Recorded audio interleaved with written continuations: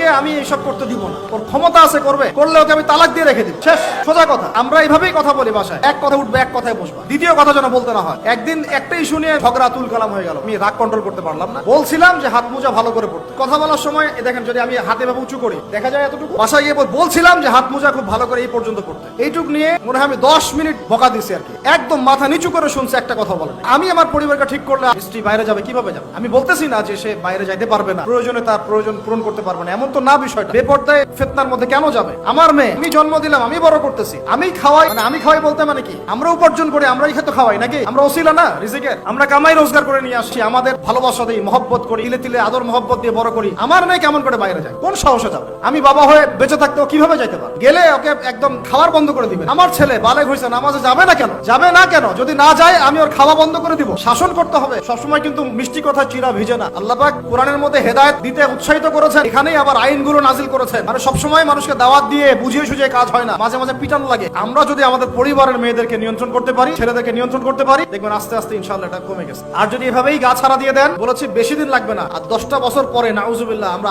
আশ্রয় চাই আল্লাহর কাছে, এমনটা যেন না হয়। দেখবেন যে এটা এমন হারে বেড়ে গেছে, ঘরে ঘরে সমকামিতা ঢুকে যাইতে পারে। নাউজুবিল্লাহ, এই তাদাত, এই সংখ্যা দিন দিন বাড়তেছে। আপনাদের শহরে এখানে আমি অনেক মাহফিল করেছি, অনেকেই আমাকে চিরকুট দিয়েছিলেন, ভাই এখানে সমকামিতা বেড়ে যাচ্ছে, এই বিষয়ে কিছু বললেন। চিন্তা করেন, এগুলো চলতেছে হোটেলে হোটেলে চলতেছে। আপনারা ভালো মানুষে যে বসে থাকলে হবে না, এত ভালো মানুষ হতে আল্লাহ পাক বলেন না। আল্লাহ পাক বলেছেন সৎ কাজে আদেশ করো, সৎ কাজে কি করো? নিষেধ করো। আপনি আপনার জায়গায় আল্লাহ বিরোধী কোনো কিছুকে প্রশ্রয় দিবেন না। সরকার কোথায় যায় যাক, প্রশাসন কি করে করুক, ওটা আমার দেখার দরকার।